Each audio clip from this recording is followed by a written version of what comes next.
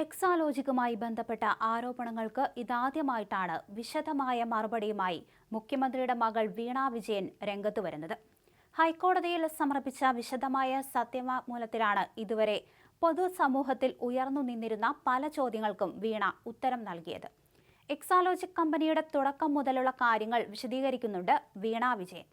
എക്സാലോജിക് 2014 താൻ സ്ഥാപിച്ച കമ്പനിയാണെന്നും മുഖ്യമന്ത്രിയുടെ ബെനാമി കമ്പനി അല്ലെന്നും വീണ വ്യക്തമാക്കുന്നു. 2016 തന്റെ പിതാവ് മുഖ്യമന്ത്രിയായതെന്നും കമ്പനിയുടെ പ്രവർത്തനങ്ങളിൽ അദ്ദേഹത്തിന് പങ്കില്ലെന്നും വീണ സത്യവാങ്മൂലത്തിൽ പറയുന്നുണ്ട്. മാതാവ് കമല വിജയന്റെ പെൻഷൻ പണം ഉപയോഗിച്ചാണ് സ്ഥാപനം രൂപവൽക്കരിച്ചത്. ഭർത്താവും സംസ്ഥാന പൊതുമരാമത്ത് മന്ത്രിയുമായ മുഹമ്മദ് റിയാസിന് കമ്പനിയുമായി യാതൊരു ബന്ധവുമില്ല. റിയാസിന്റെ പണം കമ്പനിയിലേക്ക് വന്നിട്ടില്ല.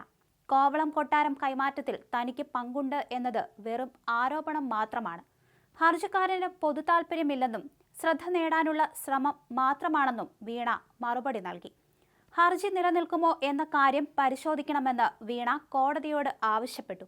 വിശദമായ വാദത്തിൽ ഇക്കാര്യം വ്യക്തമാക്കണം. CMRLുമായി ബന്ധപ്പെട്ട് ഉയരുന്ന ആരോപണങ്ങൾ വീണ നിഷേധിച്ചു. എല്ലാം ഊഹാപോഹങ്ങൾ അടിസ്ഥാനപ്പെടുത്തിയുള്ളതാണ്. വസ്തുതകളെ മറച്ചുവെക്കുന്നു. ഇടപാടുകൾ സുതാര്യവും നിയമപ്രകാരവുമാണ്. കരാർ പ്രകാരമുള്ള പണം കൈമാറ്റമാണ് നടന്നതെന്നും ആരോപണങ്ങൾ നിഷേധിച്ചുകൊണ്ട് വീണ പറഞ്ഞു. കേസിൽ CBI അന്വേഷണം ആവശ്യപ്പെട്ടുകൊണ്ട് MR അജയൻ നൽകിയ ഹർജിയിലാണ് വീണ എതിർ സത്യവാങ്മൂലം നൽകിയിരിക്കുന്നത്.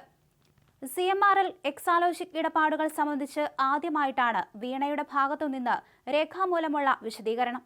ഇടപാടുകൾ പൂർണ്ണമായും നിയമപ്രകാരമുള്ളതാണെന്നാണ് സത്യവാങ്മൂലത്തിൽ വീണ ചൂണ്ടിക്കാണിക്കുന്നത്. കരാർ പ്രകാരമുള്ള ഇടപാടുകളാണ് നടന്നിട്ടുള്ളത്. എക്സാലോജിക് കമ്പനിയെ CMRLന് IT സേവനങ്ങൾ നൽകിയിട്ടുണ്ട്. പ്രതിഫലം ബാങ്ക് വഴിയാണ് കരാർ പ്രകാരം ലഭിച്ചിരിക്കുന്നത്. എല്ലാ ഇടപാടുകളുടെയും രേഖകൾ കൃത്യമായി സമർപ്പിച്ചിട്ടുണ്ടെന്നും വീണ പറയുന്നുണ്ട്. അനാവശ്യമായ ആരോപണങ്ങൾ ഉന്നയിച്ച് തന്നെ അപകീർത്തിപ്പെടുത്താനുള്ള ശ്രമമാണ് ഹർജിക്കാരൻ നടത്തുന്നത്. താൻ വിദ്യാസമ്പന്നയായ യുവതിയാണ്. IT മേഖലയിലെ ഒരു പ്രൊഫഷണലാണ്. AKG സെന്ററിന്റെ മേൽവിലാസം ഉപയോഗിച്ചുവെന്ന ആരോപണവും വീണ തള്ളി. CBI അന്വേഷണത്തിനുള്ള അപേക്ഷ തള്ളണം. ഇൻകം ടാക്സ് ഇൻട്രീം സെറ്റിൽമെന്റ് ബോർഡിന്റെ റിപ്പോർട്ട് പ്രകാരം ഇല്ലാത്ത സേവനത്തിനുള്ള പ്രതിഫലമെന്നാണ് വീണയ്ക്കെതിരെയുള്ള ആരോപണം.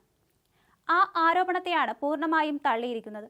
തന്റെ ഭാഗം കേൾക്കാതെയാണ് ഇൻട്രീം സെറ്റിൽമെന്റ് ബോർഡ് റിപ്പോർട്ട് നൽകിയതെന്നും വീണ പറയുന്നു. SFIയുടെ അന്വേഷണത്തിൽ പൂർണ്ണമായും സഹകരിച്ചിട്ടുണ്ടെന്നും വീണ വ്യക്തമാക്കി. കഴിഞ്ഞ ദിവസം സമർപ്പിച്ച മറുപടി സത്യവാങ്മൂലത്തിൽ പിണറായി വിജയൻ തനിക്കെതിരെ ഉന്നയിച്ചിരുന്ന എല്ലാ ആരോപണങ്ങളും നിഷേധിച്ചിരുന്നു. ഇതിനു പിന്നാലെയാണ് വീണയും മറുപടി സമർപ്പിച്ചിരിക്കുന്നത്. തന്റെ കമ്പനിയുടെ ബംഗളൂരുവിലെ രജിസ്ട്രേഡ് ഓഫീസ് കോവിഡ് വ്യാപനത്തെ തുടർന്ന് അടച്ചുപൂട്ടിയിരുന്നു.